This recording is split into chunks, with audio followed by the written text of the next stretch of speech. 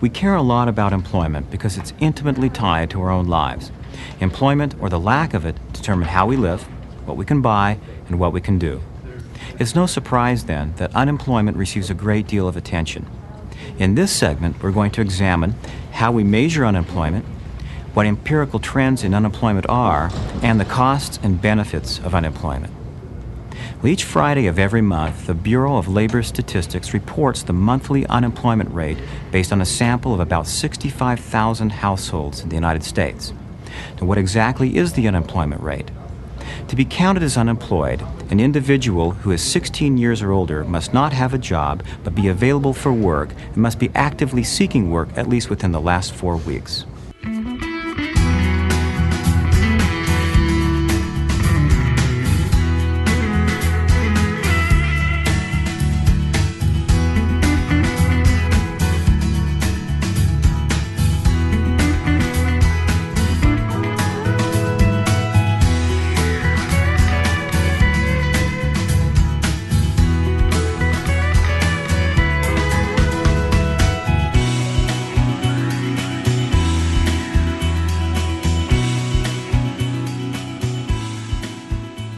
The labor force is comprised of the number of people employed plus the number of people unemployed. The employed are people 16 years or older who either 1. Have worked for pay for 1 or more hours per week, work without pay for 15 hours more per week in a family enterprise, or 3. Have a job but are temporarily absent or without pay. The labor force is the number of people employed and unemployed during a given period. To be counted as employed, an individual must be at least 16 years old and either work for pay for 1 or more hours per week or works without pay for 15 hours or more per week but in a family enterprise. The unemployment rate is then the percentage of unemployed individuals with respect to the total labor force. The unemployment rate is equal to the ratio of the number of unemployed to the number of employed plus unemployed times 100. For 1931, we compute 8 million divided by 41 million plus 8 million times 100, or that's 16.3%. In 1992, we take 9.4 million divided by 119.2 million plus 9.4 million times 100, and that's 7.3%. After adjusting for the size of the labor force, which was much larger in 1992 than in 1931, we can see that in 1931, the unemployment rate was 16.3%, more than double the unemployment rate of 1992. Unemployment rates follow variations in real GDP, or business cycles. When there's an economic expansion and real GDP is growing, then the unemployment rate declines. When there's a recession, the unemployment rate increases. However, the unemployment rate does not tell the whole story about what's happening to the labor force over the business cycle. To consider why, let's go back to the definition of unemployed and employed.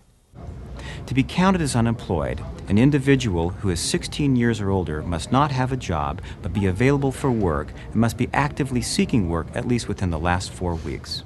Recall that to be unemployed, a person has to be actively seeking employment. This means that they must have done something to try to find work, such as register at an unemployment agency or apply for jobs. Suppose that at the onset of a recession, some workers lose their jobs. Initially, they may undertake very aggressive measures to find work. However, if the economy is in recession, jobs become harder to find because less output is being produced. So fewer workers are required. Eventually, some of these workers may quit looking for work. If they are not actively seeking employment, they are not counted as unemployed. So the unemployment rate will actually fall because it fails to reflect the phenomena known as the discouraged worker effect. For example, suppose at the beginning of a recession we have 5 people unemployed and 70 people employed. The unemployment rate is 6.6%. Now, if one of those unemployed workers stops looking for work, they will no longer be counted as unemployed or part of the labor force. The measured unemployment rate falls to 5.4%, though as we can see, this underestimates the extent of unemployment.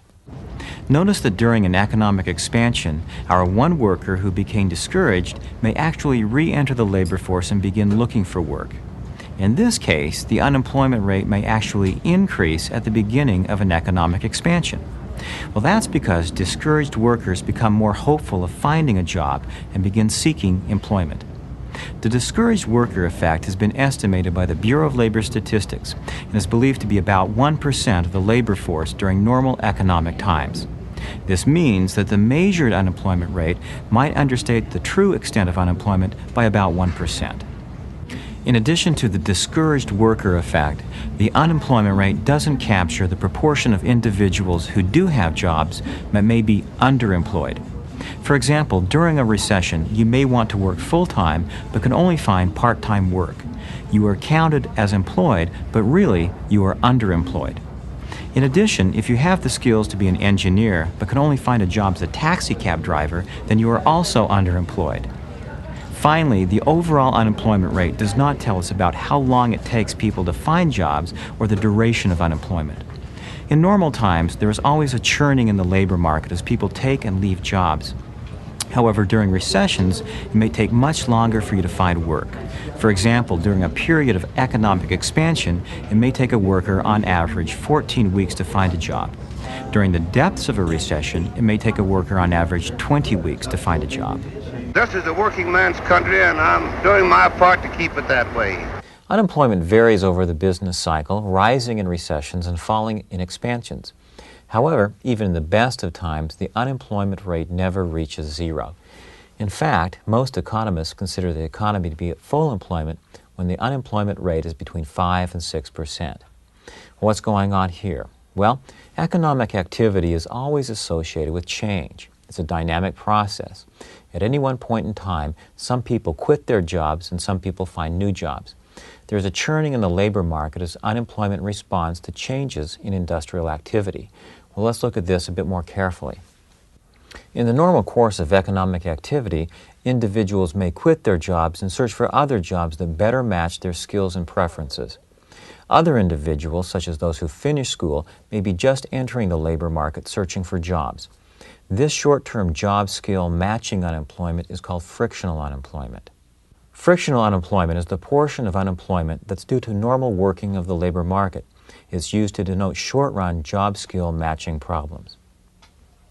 Frictional unemployment is a normal aspect of labor markets and is a short-term phenomenon. It's analogous to individuals searching for a mate or a marriage partner. It takes time and effort to find the right one, and if the wrong one is found, then the relationship is dissolved and you search for a new partner. Frictional unemployment does not only arise because of an individual decision to switch jobs, but can also arise because of changes in the industrial structure. In the normal course of capitalistic development, some industries are growing and some are shrinking with respect to their employment needs. Workers who are in industries that no longer require the same amount of labor may lose their jobs and become unemployed. Some of this unemployment may be considered frictional if those who become unemployed have skills that are in demand by expanding industries and so easily find new jobs. However, if their skills have become obsolete, then it will take much longer to find a new job. For example, industrial workers at an automobile plant who have been replaced by automation may find that their skills are no longer required in the market. The market may demand other skills, such as those required for high technology sectors. The unemployed automobile workers may have a difficult time finding new jobs. Unemployment that's due to changes in the structure of the economy and is associated with longer-run adjustment problems is called structural unemployment. Structural unemployment is the portion of unemployment due to changes in the structure of the economy which is related to longer-run adjustment problems. Economists consider that both frictional and structural unemployment to be normal part of economic activity. This is not to say that this unemployment has no costs. On the contrary, the costs associated with structural unemployment may be quite high, and we'll discuss that in a little while. Frictional unemployment and structural unemployment are always present. Economists try to estimate what is the normal rate of frictional and structural unemployment and call this the natural rate of unemployment. The natural rate of unemployment is the unemployment that occurs as a result of the normal functioning of an economy, which includes frictional and structural unemployment. Estimates of the natural rate of unemployment range from 4 to 7%, but are generally thought to be in the 5 to 6% range. Now, unemployment is also generated when the economy is in a recession or depression. This type of unemployment is called cyclical unemployment. Cyclical unemployment is that occurs as a result of a recession or a depression. Cyclical unemployment occurs when output declines, and so workers lose their jobs and are unable to find other employment. In sum, the unemployment rate in an economy can be broken down into frictional, structural, and cyclical. Unemployment rate is divided between frictional unemployment rate, the structural unemployment rate, and the cyclical unemployment rate, and that's equal to the natural rate of unemployment plus cyclical unemployment. You may be wondering why it's necessary to classify unemployment into these three groups. After all, an unemployed worker is unemployed. However, it's important to do so because each of these sources of unemployment has a different cause, and only by addressing the underlying causes can policies be formulated to alleviate unemployment. The United States government has a policy objective to try to ensure full employment. It's only by understanding the causes of unemployment that policy can be smart and target more effectively programs that can lead to full employment. What are the costs of unemployment? For an individual, the cost of unemployment may be quite high, as it threatens an individual's standard of living. Now, while it's difficult to estimate this cost for an individual, economists can and do try to measure the cost of unemployment for society as a whole. These costs can be divided into economic costs and social costs. The economic cost of unemployment is the lost output that could have been produced if the economy were to be at full employment. This is the opportunity cost of employment. For example, if the unemployment rate increases from the natural rate by 1 percentage point, the associated fall in GDP is estimated to be about 2.5%. Using this relationship, known as Okun's law, the lost output could be estimated. Let's try to do this. Suppose GDP at full employment was $5 trillion. If the unemployment rate increases from 6 to 7%, GDP falls by 2.5%, or $125 billion to $4.875 trillion. If the population in the U.S. is 250 million, then this translates to a decline of about $500 per person. The current loss in output is not the only economic cost of unemployment. If the recession is also associated with a loss in the accumulation of human capital and physical capital, then future growth will also be lower than what it might have been. The social costs of unemployment are also quite high. The economic hardships associated with unemployment place greater stress on families and individuals involved. Not only is income lost, but also the psychological stress of not having productive work is present. This is especially acute in societies which place a great deal of importance on being employed and having a productive function in the economy. After all, it's not uncommon to be asked, what kind of work do you do? To answer, I'm unemployed, is not very pleasant. Economists have tried to estimate the social consequences of unemployment. One study has shown that a 1 percentage point change in the unemployment rate is associated with a 5.6% increase in homicides and a 2.2% increase in heart attacks. Men and women out of a job were selling apples on street corners. The sorriest song we ever sang in this rich land of ours. We don't want to sing that sour song again. History has provided us with a lot of experience regarding inflation. Now, whereas inflation is no less a problem than unemployment, its effects are often more diffuse, and sometimes the consequences are not always obvious. In this segment, we're going to examine how economists measure inflation and what the consequences of inflation are for individuals and for the economy. When we studied the behavior of markets for individual commodities, we saw that in a dynamic economy, prices for goods and services were always changing in response to changes in the conditions of demand and supply. Inflation, however, occurs when the average price level of goods and services in the economy is rising, and deflation is when the average price level of goods and services is falling. When we measure inflation, the first thing we need to do is find a way to measure the average level of prices for goods and services. And once we have a measure of the average level of prices, we can then see how the overall price level is changing, and that's called inflation. The idea is sort of like looking at the height of a child when it's first born, and then comparing the initial height with the height of the child after 1 month. Changes in the child's height over this period is the growth rate. Similarly, changes in the level of prices is the inflation rate. How do we measure the overall price level in an economy? In our discussion on measuring real and nominal GDP, we came up with a measure of the overall price level in the economy called the GDP implicit price deflator. This gave us the price level for a market basket of all goods and services produced in a given year. So the GDP implicit price deflator is equal to nominal GDP divided by real GDP times 100, and that's the overall price level. For example, consider the following data on the implicit GDP price deflator. In 1978, the GDP deflator was 89.5. In 1979, it was 93.6. And in 1982, it was 111.5. When interpreting the deflator, we first established a base year that fixed the composition of goods and services produced in the economy. Then we asked, how much would that same basket of goods and services cost in another year? The GDP deflator told us what the overall price level for this particular basket of goods containing everything produced in the economy in a given year would cost in other years. For example, in 1978, the basket of goods and services cost $89.50. In 1982, the basket cost $111.50. Once the price level is established for any given year, the rate of change in the price level across years can be computed, and this we call the inflation rate for the market basket of all goods and services produced. We computed the inflation rate using the standard formula for percentage rates of change. The percentage change in X is equal to the change in X divided by X times 100. Calculating this for each year gave us the rate of increases in prices, or the inflation rate.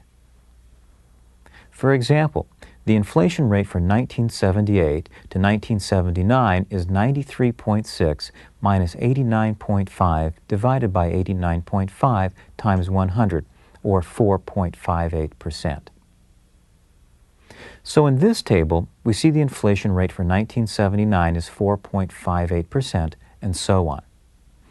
The inflation rate is computed for successive years by taking the difference between the GDP deflator between 2 years and dividing by the GDP deflator in the first year and multiplying the result by 100.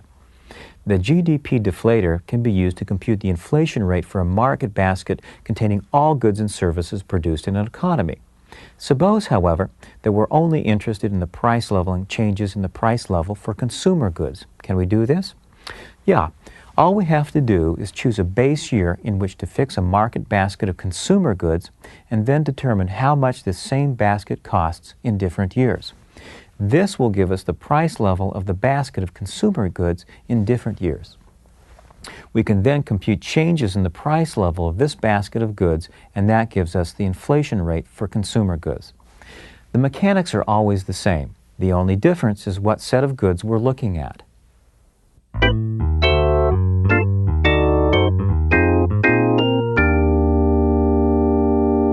So let's try this.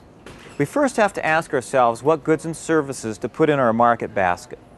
The way this is done is that the Department of Commerce, Bureau of Labor Statistics, surveys household spending patterns for a fixed time period, such as 1982 to 1984. From these surveys, they determine what the average household typically consumes, which is composed of the following market basket of consumer goods and services. Looking at this information, we see that the typical market basket of consumer goods in the period 1982 to 1984 contains 42.6% of housing, 18.7% of transportation, and 17.8% of food and beverages. The price level of this market basket can then be determined based on the prevailing prices in the period 1982 to 1984. The price level of this typical basket of goods and services consumed by an average household is called the Consumer Price Index, or the CPI for short. Now let's look at the CPI for a given set of years in the United States. Interpreting the CPI is exactly the same as that of the implicit GDP price deflator. For example, a typical market basket of goods established during the period 1982 to 1984 costs an average consumer $82.40 in 1980, $96.50 in 1982, and $107.60 in 1985. Now, once we have the price levels, the rate of change in the price levels, or the inflation rate, can be computed as we did before. Let's do this for the CPI. For example, the CPI inflation rate for 1984 to 1985 is 107.6 minus 103.9 divided by 103.9 times 100, or 3.6%. Notice that in computing the inflation rate for the Consumer Price Index, we use the same method as before, taking the difference in the price level between 2 years and dividing by the price level of the first year, and then multiplying the result by 100. The CPI inflation rate tells us that the rate of increase in the price level of that typical market basket of goods was 10.3% from 1980 to 1981 and 3.6% between 1984 and 1985. Notice that the rate of inflation in this example decreased over the time period, which is the same thing as saying that even though the price of the market basket of consumer goods was increasing throughout the period, the rate of increase was actually slowing. There's one word of caution when using the CPI as a measure of inflation. That's because the CPI overstates the actual increase in the cost of living for households, because it assumes the same fixed basket of goods is consumed over time. How does this result in an overstatement? Recall that in our discussion of markets for individual commodities, if the price of one good goes up, individuals switch to a good that's relatively cheaper. For example, if the price of meat goes up, people consume less meat and more of other proteins, such as eggs, milk products, and beans. Because of this substitution effect, the CPI overstates the amount of inflation actually faced by households. Although the CPI is perhaps the best known of price indexes, there can be as many different kinds of price indexes as there are different market baskets of goods or services. For example, producers may be interested in what is the rate of inflation associated with goods that are used in the production of other goods, or so-called intermediate goods. Healthcare professionals, insurance companies, and policymakers may be interested in the rate of inflation for healthcare goods and services. Theoretically, you could construct a price index for any set of goods or services. First, we determine the market basket of goods or services that's of interest.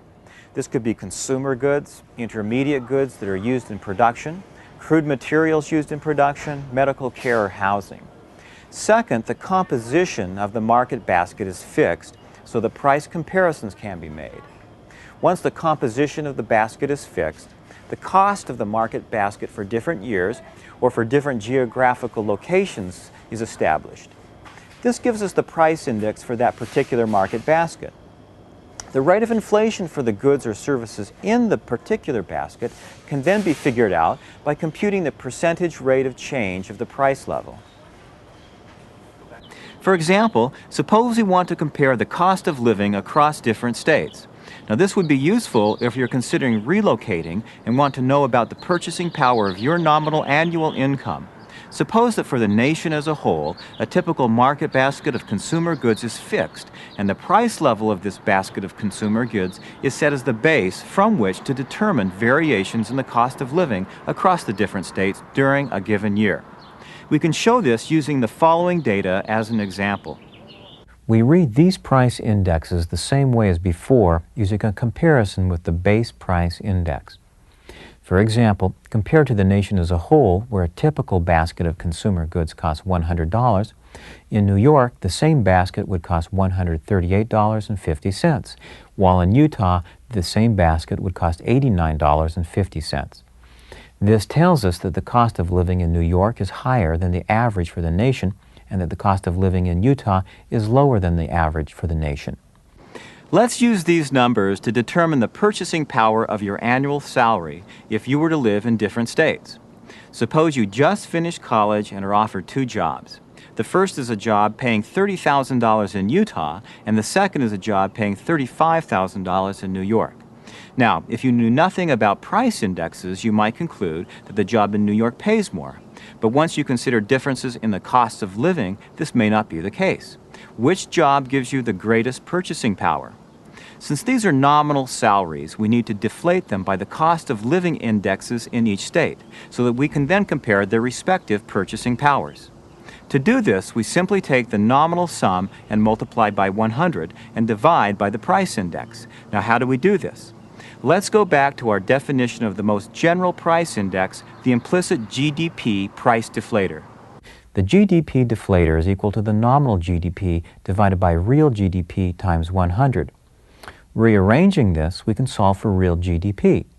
Real GDP is nominal GDP divided by the GDP deflator times 100. In general, for any nominal value, the real value can be found by multiplying the nominal value by 100 and dividing this by the appropriate price index. So, for our decision regarding which job offers the highest purchasing power, we need to put both of these nominal salaries in real terms. We do this as follows. So in New York, real income is $35,000 divided by 138.5 times 100, and that equals $25,270.76.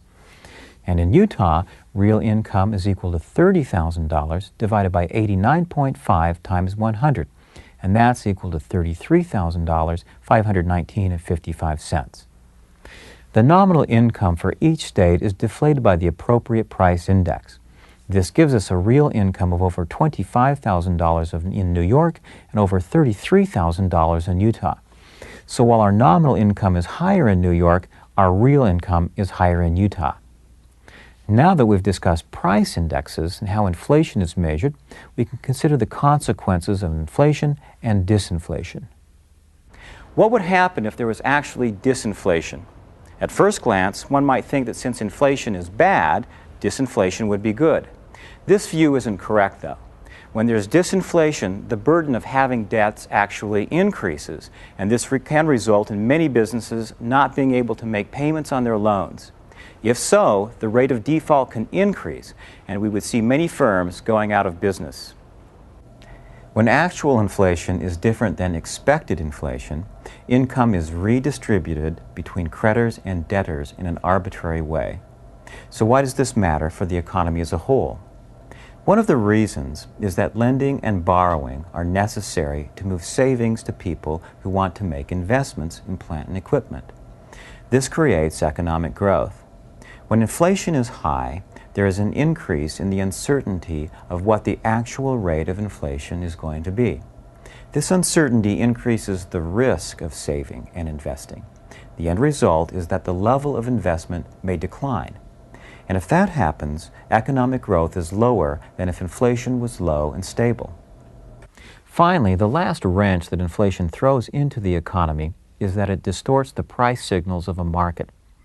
Remember that if markets work efficiently, an increase in demand for a commodity results in a higher price, and that means a higher rate of profit, so resources flow into that activity and produce the output that people want. However, with inflation, producers find it difficult to ascertain if prices for their output are going up because of inflation or because of demand. If output prices are rising because of inflation, but the producer thinks it's because people want more of their product, the producer expands production. However, nobody wants more of that good, so there's a misallocation of resources. At this point, we've discussed two major problems faced in an economy: unemployment and inflation. We now know how to measure them and why we don't like them. The remainder of this course begins to examine what causes these problems and how they can be resolved. We want to stress that it's important to determine what causes unemployment and inflation and to realize there's not always a consensus. This creates problems in trying to alleviate these evils because if we're not sure of the causes, the prescriptions could actually be worse. The proper courses of action can never be taken unless we're clear on the cause. This makes economic research exciting and important because the more we understand how economies work, the better we're able to prescribe the right medicine for whatever ails a sick economy.